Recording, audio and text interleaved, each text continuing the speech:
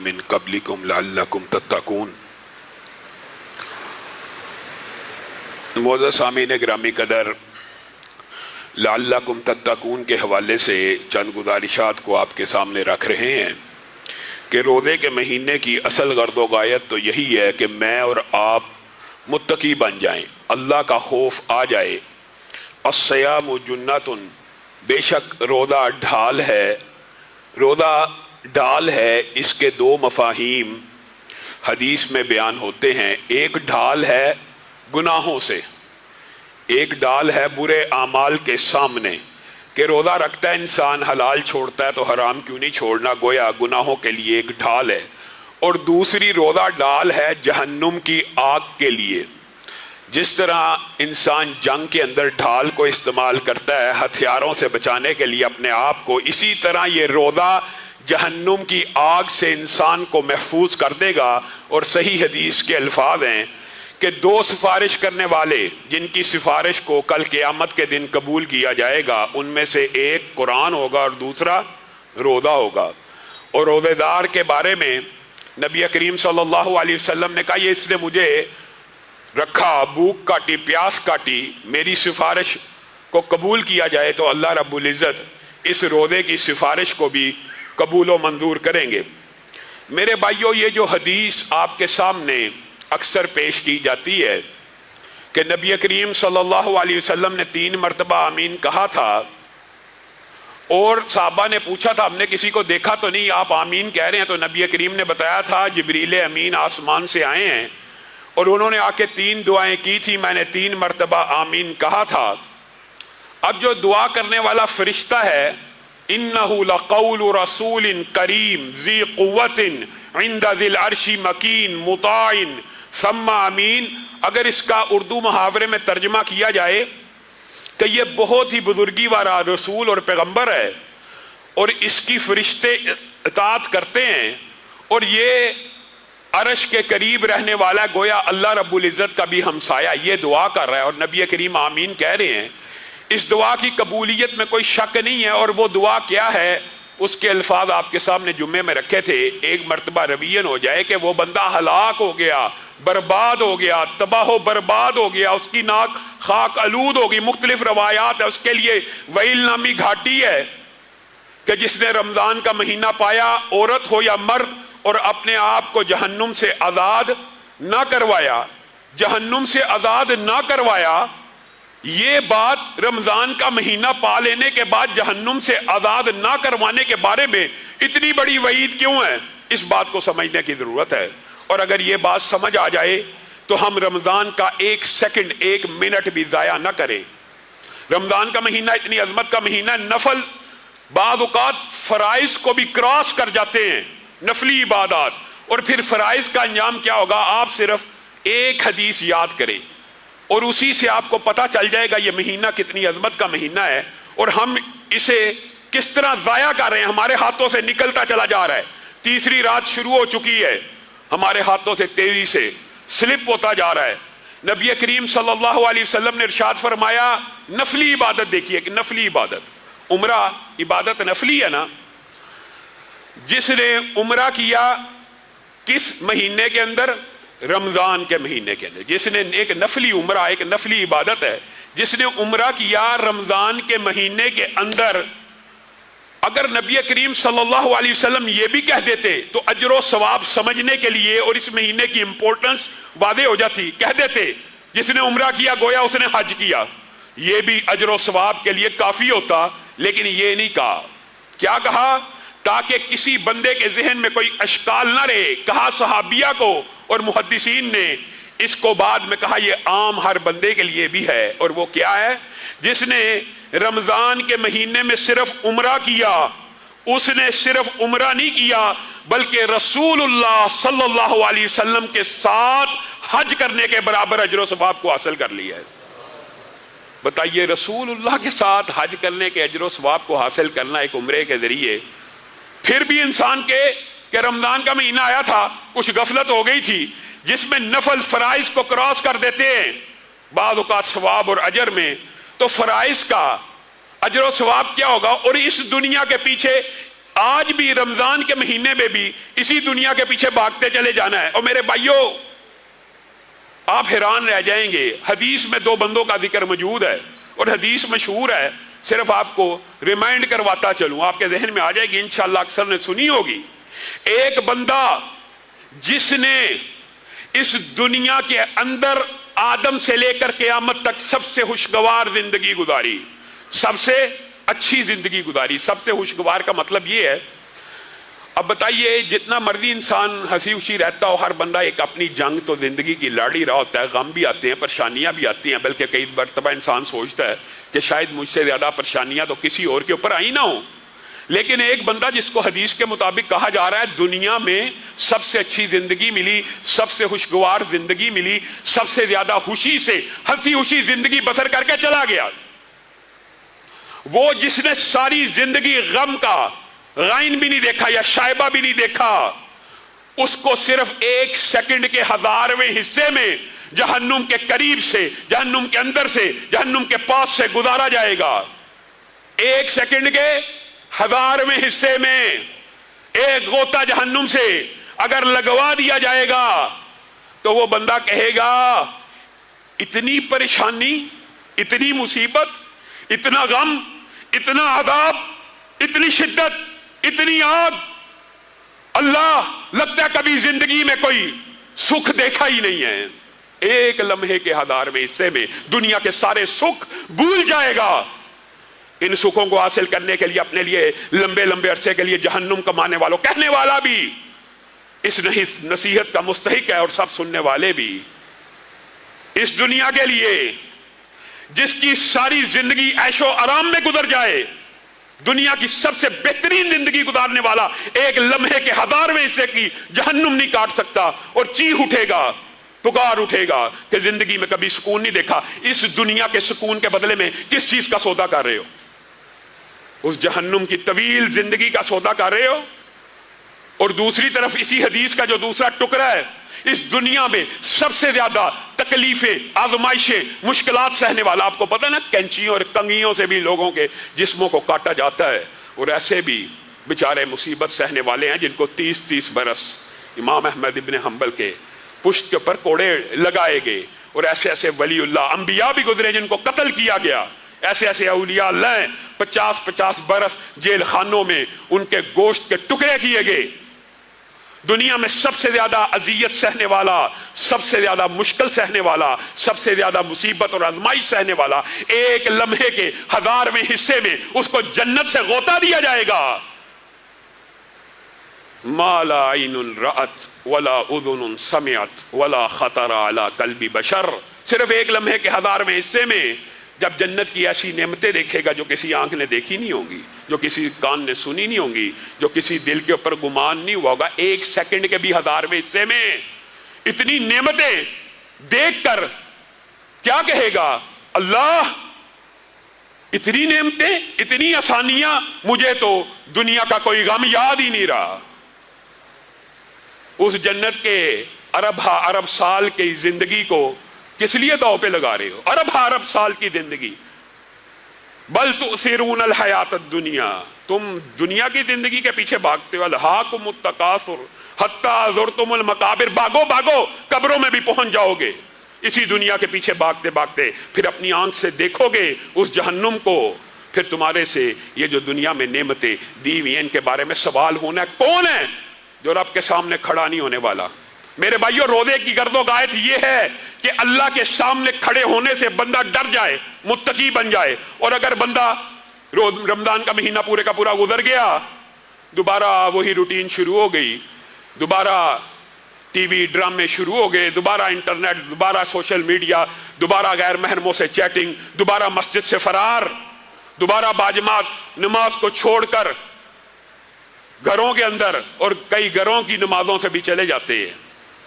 اور میری مائیں بہنیں بیٹیاں اس بات کے اوپر غور کریں، اگر 1 لمحے کی جنت دنیا کے سارے غم بلا دے گی تو کون سی مصیبت ہے، کون سا غم ہے جس کا انسان ہر وقت وبیلا کرتا ہے؟ آپ حیران رہ جائیں گے۔ قرآن پاک کے بعض اسلوب ہیں، اگر آپ کبھی ان کے اوپر غور کریں تو عقل ٹھکانے آ جائے۔ ایک تمنا کیا کی جاتی ہے؟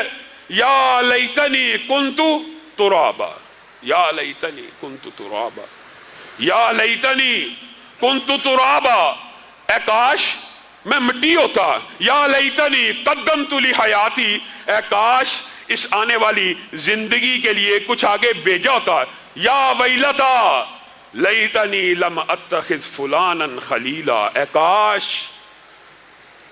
वो लड़की मेरी सहेली ना होती, ए काश वो लड़का मेरा दोस्त ना होता, मैं तो अल्लाह को मानने वाला था, मैं तो नमाजी था, वो बदबख्त मुझे सैनमे में ले गया, काश वो लड़की मेरी दोस्त ना होती, मैं तो पाकबाज थी, उसने मुझे गैर महरमों से आशना करवा दिया, या लैतनी लम अत्तखिज़ फुलानन खलीला, काश मेरा ऐसा यार ना होता जो मुझे बुराइयों के कामों की तरफ लेके चल पड़ा, मैं तो राह रास्त के ऊपर था। ये वो आरज़ुएं कि सिर्फ फिर आरज़ुएं ही रह जानी हैं। और अगर कुरान पाक के इन असालीब को आप गौर से पढ़ें तो अल्लाह रब्बुल इज़्ज़त ने बाद असलूब कुरान पाक में कुफ़ार के बारे में भी किए, और मुहद्दिसीन और मुफस्सिरीन ने जो इनकी तशरीहात की हैं, इंसान के रोंगटे खड़े हो जाते हैं। कम लबिस्तुम फिल अर्ज़ि अदद सिनीन है काफिरों के बारे में ना, कि काफिरों को कल क़यामत के दिन खड़ा करके पूछा जाएगा, कम लबिस्तुम, जमीन के ऊपर कितने साल रहे हो? कालू लबिसना यौमन औ बादा, एक दिन या उसका भी कुछ हिस्सा। मुफस्सिरीन और मुहद्दिसीन ने भी तशरीह करने में कोई कसर नहीं छोड़ी। एक इंसान जिसकी जिंदगी सबसे तवील हो, हजरत आदम की तो उम्र आपको पता है 1000 बरस, हजरत नूह की भी आपके इल्म में है, लेकिन इंसानी तारीख के अंदर ये बात मिलती है जो सबसे लंबी उम्र का इंसान गुजरा है, तकरीबन उसकी उम्र 1500 से 1600 बरस है, जो मालूम तरीख है, और जो नामालूम है उसके हवाले से मुख्तलिफ अकवाल मौजूद हैं। 1500-1600 बरस का जो इंसान है वो भी हो और चाहे काफर भी हो, उनको कल क़यामत के दिन जब रब अपने सामने खड़ा होकर पूछेगा कम लबिस्तुम, कितना अरसा दुनिया में गुजार के आए हो, अल्लाह की कसम जो 1600 बरस जिंदा रहा उसके मुंह से भी यही अल्फाज निकलेंगे, लबिसना यौमन औ बादा यौम। अल्लाह ताला ने तो फिर तशरीह करते हुए भी कोई कसर ना छोड़ी, लम यलबसू इल्ला अशियतन औ दुहाहा, ये दिन की बातें करते हो, आधे दिन की बातें करते हो, नहीं एक पहर भी नहीं गुजार के आए। ये जो जिंदगी शुरू हो चुकी है इसके सामने वो एक पहर भी नहीं। अगर पूरा एक समुंदर हो, उसके अंदर एक उंगली डाली जाए, उस उंगली को बाहर निकाल लिया जाए, उंगली के ऊपर जो कतरा लगता है वो दुनिया की जिंदगी है, वो दुनिया की जिंदगी है। बाकी पूरा समुंदर हमेशा की जिंदगी है, अबदी जिंदगी है, दायमी जिंदगी है। उस अरब साल की जिंदगी को जाया करते हो इस दुनिया के माल के पीछे, इस दुनिया के पीछे भाग भाग के रसूलुल्लाह सल्लल्लाहु अलैहि वसल्लम ने बता भी दिया, कह भी दिया, समझा भी दिया, ऐ इब्ने आदम ठीक है तू माल के पीछे भागता रहे, लेकिन अगर तेरे पास एक वादी भी सोने की होगी तो तेरी ख्वाहिश होगी कि दूसरी वादी भी हो, दूसरी वादी भी होगी तो तेरी ख्वाहिश होगी तीसरी भी हो। और आदम का पेट मट्टी के अलावा किसी चीज से नहीं भरता, और ये वादियां सोने चांदी की भी इसी दुनिया में छोड़ के उसने चले जाना है। कौन सा साथ कब्र में ले जाना है, और वो कायनात का सबसे अजीम इंसान।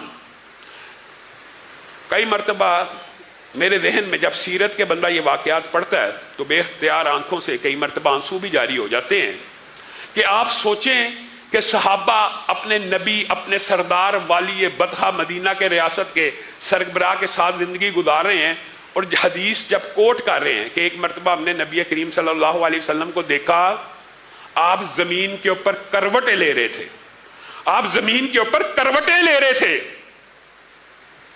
हमें पता चला कि आप भूख की शिद्दत की वजह से ज़मीन पे करवटें ले रहे हैं। एक मरतबा हमने अपने नबी को देखा जिस्म के ऊपर कपड़ा कस के बांधा हुआ है, जिस्म के ऊपर कपड़ा कस के बांधा हुआ है, हमें पता चला भूख की वजह से बांधा हुआ है। एक मर्तबा हम नबी मोहतरम के पास पेश हुए और उनको कहा आका बड़ी भूख लगी है। कहा कितनी भूख लगी है? हमने अपने कुर्तों को उठाया, जिस्म के ऊपर एक एक पत्थर बना हुआ। नबी ये मेहरबान मुस्कुराना शुरू हो गए, गोया बतलाना तो नहीं थे चाहते, लेकिन अपने साथियों की तसल्ली और तशफ़ी के लिए अपने कुर्ता मुबारक को उठाया। हमारे पेटों पे एक पत्थर था और हमारे नबी के पेट के ऊपर 2 पत्थर बंधे हुए थे। किस लिए? کہ پتھر میدے کے اوپر پریشر ڈالے، دباؤ ڈالے اور میدا محسوس کرے میں بھرا ہوا ہوں، اور وہ جو سگنلز دماغ کو بھیج رہا ہے بھوک کے وہ نہ جائیں۔ آپ کا اور میرا نبی یہ ہے۔ نبی کریم صلی اللہ علیہ وسلم کے پاس ایک مہمان آیا، نبی کریم صلی اللہ علیہ وسلم نے بات آئی ہے تو سمجھ لیجئے کس نبی کا کلمہ پڑھنے والے ہیں۔ اللہ کی قسم شکر بھی ہم ادا نہیں کرتے۔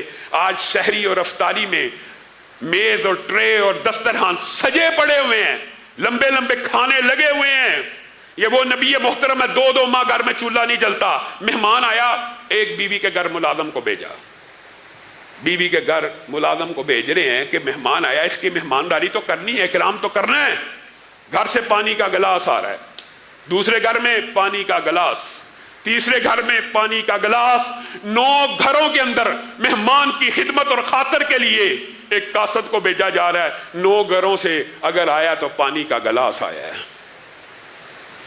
نبی کریم صلی اللہ علیہ وسلم کی سب سے محبوب اہلیہ حضرت عائشہ بیان کرتی ہیں، نبی کی زندگی کے اکثر ایام تو ایسے تھے کہ میں نے نبی کو جو سوٹ دیا ہے، کپڑا دیا ہے، وہی نبی کریم پہنا کرتے تھے، اور تہ کر کے الماری میں رکھنے کے لیے دوسرا سوٹ نہیں تھا ہوتا۔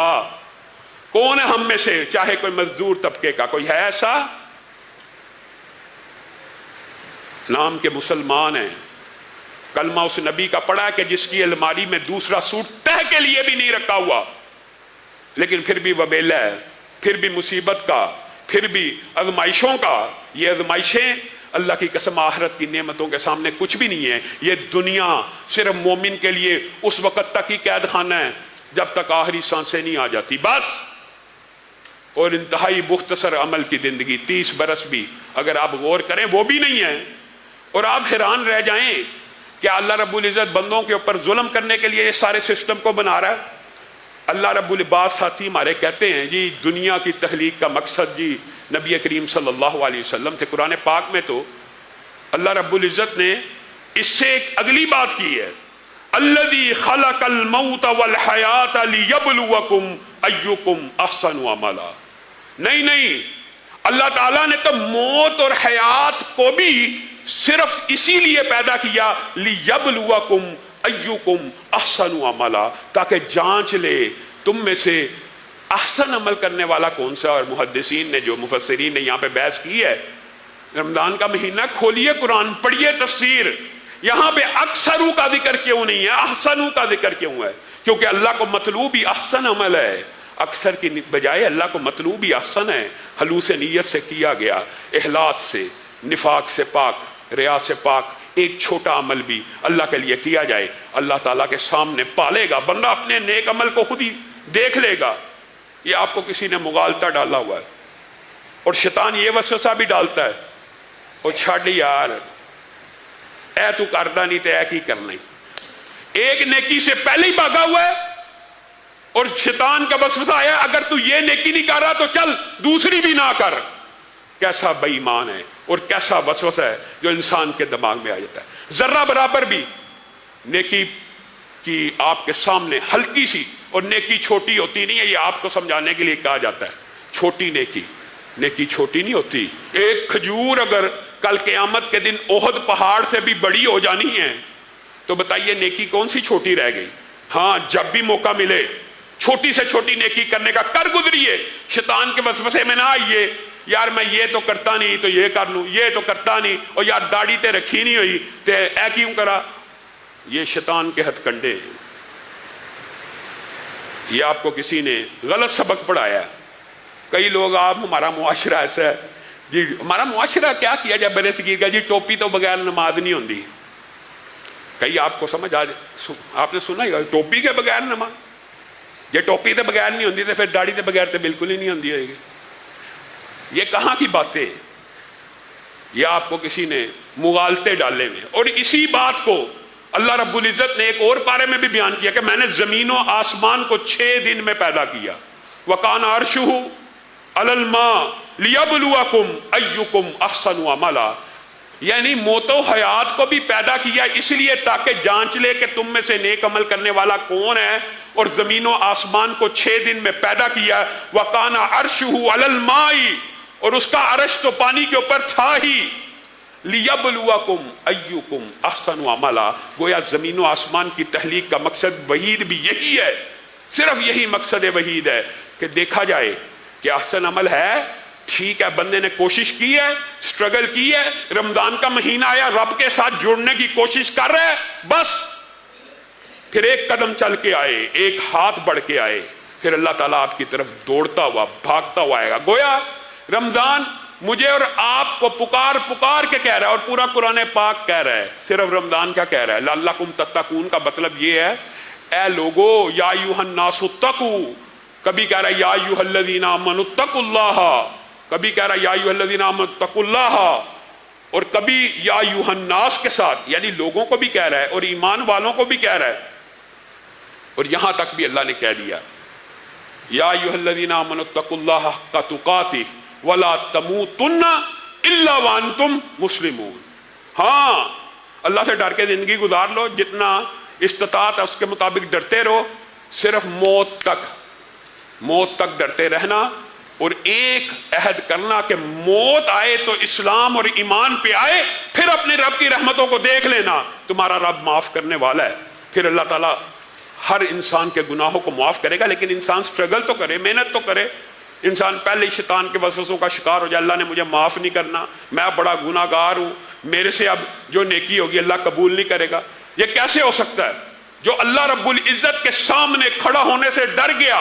ये जो रमजान का फलसफा है, यह खौफ खुदा का फलसफा है कि बंदा अल्लाह के खौफ में मुब्तला हो जाए। वाली मन खाफा मकाम रब्बी ही जन्नतान, उसके लिए एक जन्नत नहीं, दो जन्नतें हैं। इससे मुराद ये भी है, उसके लिए एक अजर नहीं, उसके लिए दो दो अजर हैं। और एक हदीस को रख के अपनी बात को खत्म करूंगा, और कल यहीं से अपनी बात को शुरू करेंगे। एक साबका उम्मतों में भी शख्स हुआ करता है, मेरे भाइयों, ये जो खौफ खुदा है, जो रमजान की गर्दो गायत है कि दिल के अंदर अल्लाह का खौफ आ जाए, इंसान मुत्तकी बन जाए, ये कोई छोटी इबादत नहीं है, ये इबादतों में से भी बड़ी इबादत है। हत्ता कि ये इतनी बड़ी इबादत है, और अल्लाह को बुनियादी तौर पे मतलूब और मकसूद ये है। ईमान भी इसी चीज़ का नाम है। बाद लोगों ने, बाज़ सूफिया ने, और एक गिरोह है, आपको पता है यहाँ पे हमारे मुआशरे में मुख्तलिफ गिरोह है, उन्होंने कहा जी अल्लाह के खौफ से इबादत नहीं करनी चाहिए, अल्लाह की मोहब्बत में करनी चाहिए। यह भी फ़लसफ़ा बातिल है। कुरान पाक से साबित है कि खौफ भी होना चाहिए अल्लाह का, और तमा भी होनी चाहिए, ख्वाहिश भी होनी चाहिए, लालच भी होनी चाहिए, और खौफ भी होना चाहिए। अल्लाह का खौफ मतलूब और मकसूद इस कदर ज्यादा है, इस कदर ज्यादा है कि एक आदमी ने अपनी आखिरत में, आखिर वक्त में, मौत से पहले एक ऐसा अमल किया जो शरीयत में मतलूब और मकसूद नहीं है, लेकिन नीयत खौफ खुदा थी, अल्लाह ने उसको माफ कर दिया। आप सब ने वो वाकया सुना हुआ है। एक शख्स था, जिंदगी के अंदर बहुत ज्यादा नेकियों के काम तो नहीं थे किए, लेकिन जब मौत का वक्त आया अपने बच्चों को इकट्ठा किया और कहने लगा, मेरे बच्चों, अब तो मुझे यकीन हो गया है मैं रब के सामने पेश होने वाला हूं, अब तो पेशी होने ही वाली है, अब तो नज़ा करीब है, अल्लाह के लिए जब मैं मर जाऊं मुझे दफन ना करना।